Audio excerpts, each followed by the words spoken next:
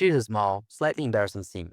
A few weeks ago, I was looking at a PR and I felt nothing. Not proud, not even nervous, just flat. The feature worked and we delivered exactly what we planned in the project. And at the same time, I felt more bored about the profession than I'd ever been in years in this job. It took me a while to connect something else that was true at the same time. If you asked me at the time how that feature actually worked, I'd have to look at the spec again or even the implementation details to actually tell you. Two faces of the same problem. The way out of both turned out to be a single move. It wasn't the one I expected it to be. If you saw my last video about the impossible trick, you know I hit a wall there where I couldn't defend my own work anymore. I called it having a prompt history instead of a mental model. This is what it actually looked like day to day. Because it's easy to say I rely too much on AI. Everyone says that, but I want to be more specific about it, about what I handed over, because it wasn't the typing. I handed over the thinking. When I looked closer, my job had shrunk down to kind of a single move. I was using AI to gather information and write a spec. And then I was using that spec to build the feature. And then I asked, did it roughly do what I wanted it to do? If yes, then ship it. Felt like I wasn't a builder anymore. I was a reviewer of my own work, and not even a good one, because I hadn't done the thinking that would actually make me a good reviewer anyways. I was outside the code looking in. That's the thing that nobody tells you about over-delegating. It doesn't just make your work more fragile. It actually makes it boring. It takes away the things that were actually fun in the job in the first place. You know, the wrestling, the figuring out, you know, the moment when a solution or a problem actually clicks in your head and you finally figure it out. That's the thing that we lose in it. And that's why it becomes so much more boring. I'd outsourced exactly that and I kept the boring parts. No wonder I was feeling dumb. No wonder I was feeling bored. I automated away the fun. Be honest with me for a second. When was the last time that a problem at work actually gripped you? Something actually made you curious about it? Tell me in the comments. So I tried to climb back. And the first thing I got wrong was assuming that I should use less AI. That's not it, because I got a taste of what is the speed that AI actually brings you, and I wasn't gonna give that up. The move wasn't to use less AI. It was to flip who leads. Me back in the driver's seat, doing the thinking, the understanding, the decisions, the trade-offs. The model right beside it, fetching what I don't know, pressure testing what I do, helping me along the way to get more confident results. Same tool, same speed, opposite posture. And once I actually worked that way, it turned out something I didn't expect. A rhythm, almost a ritual. Let me walk you through what that actually looks like. First, I understand it myself. Before I open AI, I read it, I trace it, I try to find a problem underneath the reported one, and I form my own take on it. Rough is fine. Then I bring the model in. And this is the part that matters because I'm not asking the model what the problem is. I'm already coming with a rough understanding of it. And I'm just using the model to gather more information, more details, validate the idea, and stress test that I'm in the right path. Really confirming that the idea in the problem statement makes sense, as well as the root cause. Then I decide.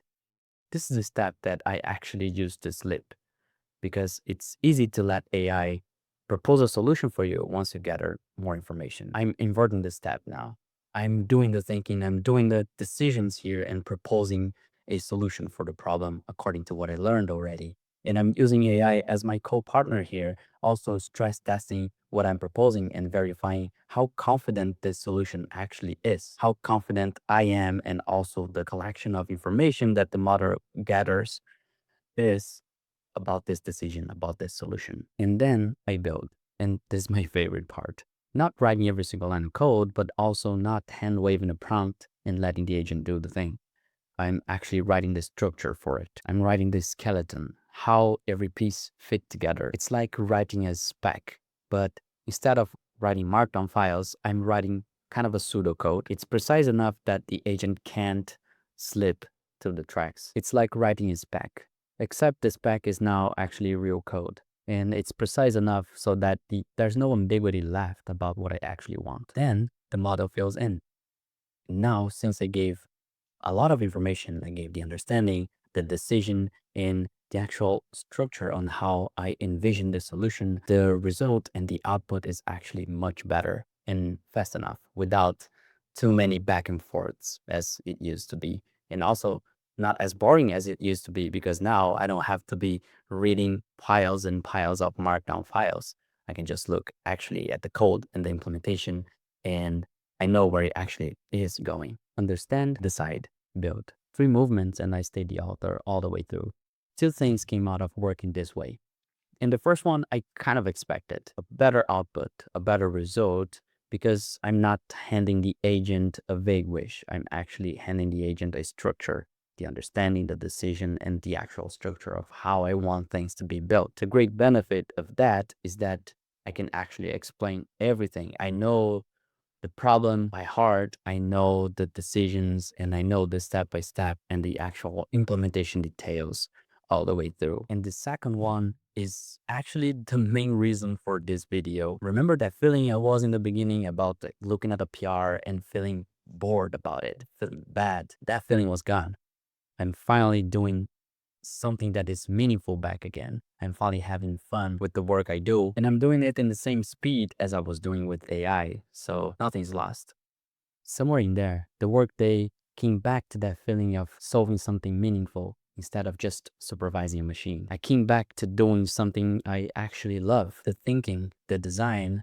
You know that feeling when something actually clicks and you finally find a solution. I was delegating over the boring parts, the slow parts, the gathering of information, the constant validation, and even implementation of like boilerplates and things like that to AI. It turns out that getting the thinking back and the fun back were not 2 results. They were actually 1. And this is the biggest learning of it all. The boredom wasn't just a mood. It was actually a signal. When you let AI do the thinking, it doesn't just cost you the understanding of the work. It actually costs you the reason why you wanted to do the work in the first place. Here's what I actually learned, and it's bigger than a workflow. We spent the past couple of years trying to answer what we can delegate to AI, but we are not asking the other question. What do we actually want to delegate to AI? What do we want to do ourselves and keep to ourselves? The thinking, the understanding, the decisions, the trade-offs isn't just the part that you're good at.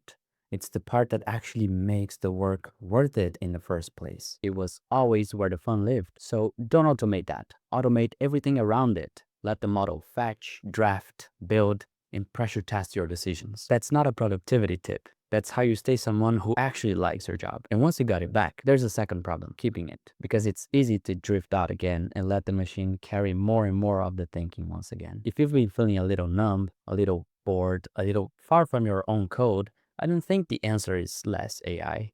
I think you're just standing too far from the thing that you actually loved. So step back in, do the thinking, and let AI do the rest. Thanks for watching.